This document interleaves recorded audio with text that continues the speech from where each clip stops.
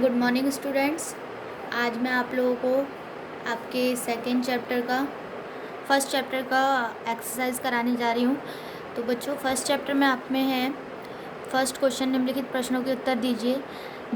जब आप अपने पिताजी से बात करते हैं तो कौन सी भाषा का प्रयोग करते हैं?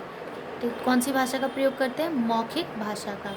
जिस भाषा को हम अपने परिवार से सीखते हैं उस भाषा को कौन सी भाषा कहते हैं?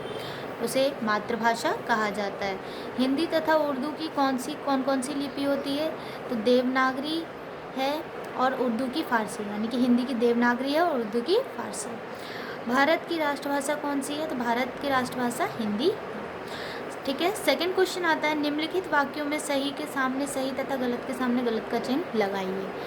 ठीक है।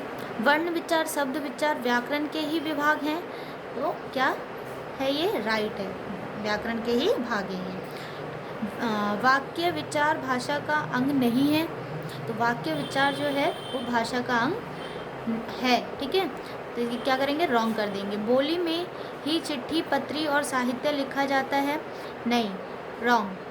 किस में लिखा जाता है? भाषा में लिखा जाता है। बंगला, रूसी, जर्मनी, तेलुगु और तमिल भाषाएं हैं, राइट। भारत में अंग्रेजी बोली के रूप में प्रचलित है, क्या है? रॉन्ग। अंग्रेजी जो है वो भाषा के यानी कि लैंग्वेज के रूप में प्रचलित है, ना कि बोली के रूप में। हिंदी और संस्कृत की लिपि का नाम क्या है? देवनागरी है, क्या है? राइट, देवनागरी ही है। ठीक है। उसके बाद आता है, निम्नलिखित कुछ बोलियों तथा भाषाओं को पढ़कर उनके सामने लिखिए कि वे बोली हैं या भाषा है। पंजाबी क्या है? भाषा है। बुंदेलखंडी बोली है। मैथिली बोली है। ब्रज बोली है। राजस्थानी भाषा है। मलयालम भाषा है। गुरवाणी बोली है। अंग्रेजी भाषा है। जापानी भाषा है। कन्नड़ भाषा है। अवधी बोली है। रूसी भाषा है। ठीक है। निम्नलिखित वाक्यों में रिक्त स्थान की पूर्ति कोष्टक में दिए गए उचित शब्दों से कीजिए। राजस्थानी भाषा है, ठीक है।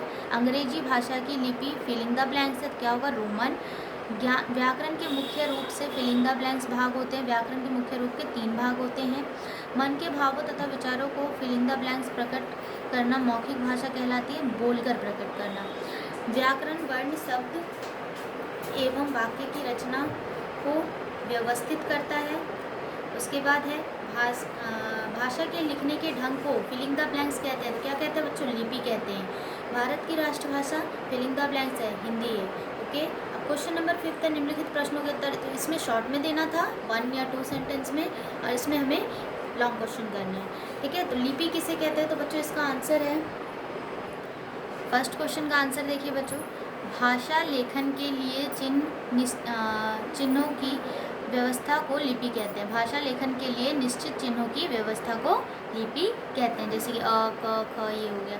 उसके बाद सेकंड क्वेश्चन है कि बोली से आप क्या समझते हैं, लिखिए। तो एक विशेष क्षेत्र में बोली जाने वाली भाषा का विशिष्ट रूप बोली कहलाता है। बोली में साहित्य रचना नहीं होती है, जैसे छत्तीसगढ़ी, हरियाणवी, मारवाड़ी, ब्रजबोली और खड़ी बोली कुछ क्षेत्रीय उपभाषाएं हैं। अब सेकंड आता है, व्याकरण जानना क्यों आवश्यक है?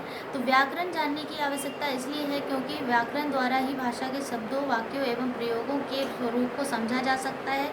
इसीलिए किसी भाषा के शुद्ध स्वरूप को समझने और शुद्ध रूप में प्रयोग करने के लिए उस भाषा के व्याकरण का ज्ञान होना आवश्यक है। जैसे इंग्लिश को बोलने और पढ़ने के लिए, लिखने के लिए हमें ग्रामर का ज्ञान होना चाहिए, ठीक है। उसी तरीके से हिंदी भाषा को समझने, बोलने और पढ़ने के लिए हमें व्याकरण का ज्ञान होना चाहिए। अब आता है राष्ट्रभाषा और राजभाषा में क्या अंतर है? तो राष्ट्रभाषा और राजभाषा में मैंने बताया था, राष्ट्रभाषा वो भाषा होती है जिसको देश के अधिकवासी प्रयोग करते हैं, जिस भाषा को उसे राष्ट्रभाषा कहते हैं। और राजभाषा किसे कहते हैं? जिस भाषा का प्रयोग कार्यालयों, दफ्तरों में किया जाता है उसे राजभाषा कहते हैं, ठीक है। जिस भाषा को देश के अधिकतर वासी प्रयोग करते हैं उसे राष्ट्रभाषा कहते हैं, जैसे भारत में हिंदी तथा अमेरिका में अंग्रेजी। और जो भाषा देश के कार्यालयों या राजकाज के कार्यों में प्रयोग की जाती है उसे राजभाषा कहते हैं, जैसे भारत की राजभाषा हिंदी और अंग्रेजी है, ठीक है। फिर क्वेश्चन आता है आप लोगों का, भाषा और बोली में क्या अंतर है?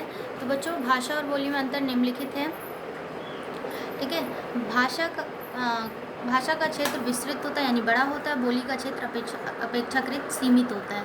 भाषा में साहित्य रचना होती है, बोली में साहित्य रचना नहीं होती है। भाषा का प्रयोग सरकारी कामकाज में किया जाता है, बोली का प्रयोग क्षेत्र विशेष में बोलचाल के लिए ही होता है। ठीक है, उसके बाद लास्ट क्वेश्चन है आप लोगों का, भाषा के कितने रूप है? तो भाषा के 3 रूप होते हैं। ओके, तो आप लोगों का ये चैप्टर कंप्लीट होता है, ओके। और आप लोगों को ये अपनी नोटबुक में अच्छे से करना है, और नेक्स्ट डे मैं आप लोगों को नेक्स्ट चैप्टर रीडिंग करवाऊँगी, समझाऊँगी। तब तक के लिए इतना आप लोग करेंगे। Okay, thank you.